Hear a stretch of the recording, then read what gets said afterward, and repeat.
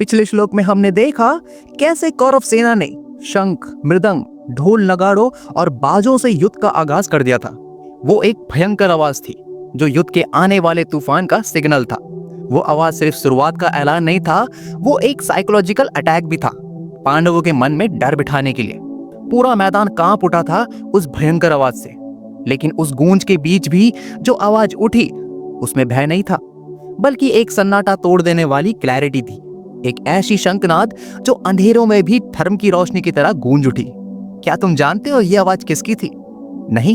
तो फिर आइए देखते हैं चैप्टर 1 श्लोक 14। तथा श्वेतेर्हयर्युक्ते महती स्यन्दने स्थितो माधवा पांडवश्चैव दिव्यो शंखो प्रदत्मतुः। अर्थात उसके बाद सफेद घोड़ों से युक्त एक महान रथ में माधव यानी श्री कृष्ण और अर्जुन खड़े हुए और दोनों ने अपने दिव्य शंख बजाए। देखो, दुर्योधन की सेना के गरजने वाले शंखनाद के बाद श्री कृष्ण और अर्जुन ने मिलकर एक ऐसी शंखनाद की जिसमें ना तो डर था न दिखावा। ये दो लोग थे, एक स्वयं भगवान और दूसरा भ्रमित वॉरियर। लेकिन जब दोनों साथ खड़े हुए तो उनकी आवाज ने माहौल को बदल दिया। ये सिर्फ शंख का बजना नहीं था, ये इनर क्लैरिटी की गूंज थी। वो क्लैरिटी जो सिर्फ तब आती है जब आपके रथ के सारथी स्वयं भगवान खुद हो, है कि नहीं? दुर्योधन के पास शब्दों का शोर था, लेकिन कृष्ण और अर्जुन के पास अंतरात्मा की शांति थी।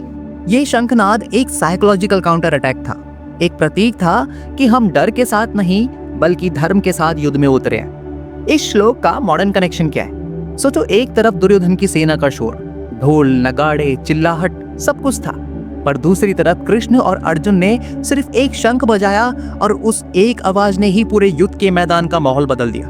आज के जमाने में भी हम ऐसी ही सिचुएशन फेस करते हैं, जब दुनिया हमसे ज्यादा शोर मचा रही होती है, जब लोग अपने नंबर्स, स्टेटस या दिखावा दिखा के हमें छोटा महसूस कराते हैं।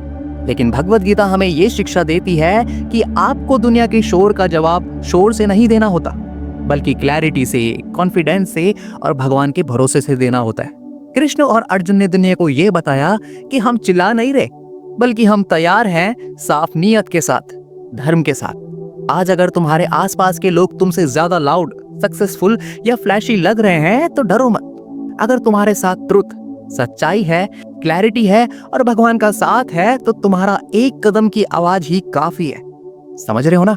तो हमें क्या सीख मिलती है? पहला, अगर तुम सच के साथ हो तो तुम्हें भीड़ की जरूरत नहीं होती। आज दुनिया में लोग चिल्ला चिल्ला के अपनी बात मनवाना चाहते हैं, लेकिन कृष्ण और अर्जुन ने ये शिक्षा दी कि सही काम के लिए ज्यादा आवाज नहीं, बस सही इंटेंशन चाहिए। तुम अकेले हो, पर अगर तुम्हारी नीयत साफ है तो तुम्हारा एक कदम ही काफी है पूरे माहौल को बदलने के लिए। दूसरा, हर जंग से पहले अपने अंदर का शंखनाद जरूर करो। और शंखनाद से मेरा मतलब है कि मैं तैयार हूं अब डर को पीछे छोड़ने के लिए। किसी भी चैलेंज से पहले एक बार अपने मन में क्लैरिटी लाओ, अपने फियर्स का शंखनाद करो, फिर दुनिया का सामना करो। तीसरा, इनर कॉन्फिडेंस दिखावा नहीं, एक वाइब्रेशन होती है। कृष्णा और अर्जुन का शंखनाद एक संकल्प था, किसी को डराने के लिए नहीं, बल्कि खुद को याद दिलाने के लिए कि हम धर्म के लिए लड़ रहे हैं।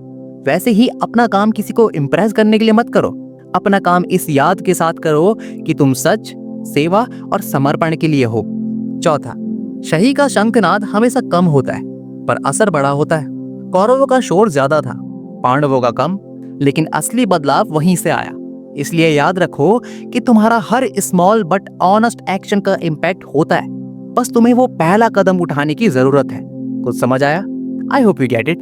तो अब कृष्ण और अर्जुन ने अपने अपने दिव्य शंख बजा के ये ऐलान कर दिया कि हम डर से नहीं, धर्म से लड़ रहे हैं। अगला प्रश्न ये है कि पांडवों की सेना में बाकी योद्धाओं का क्या रिस्पॉन्स था और उन सबके शंखनाद का क्या अर्थ था, जानेंगे अगले श्लोक में। अगर आपको ये वीडियो मीनिंगफुल लगी हो तो लाइक शेयर करना बिल्कुल ना भूलें, और अगर आपने पिछली वीडियोस नहीं देखी तो प्लीज उन्हें जरूर चेकआउट करें। मेरे साथ जुड़े रहें, फिर मिलेंगे नेक्स्ट वीडियो के साथ। जय श्री हरि।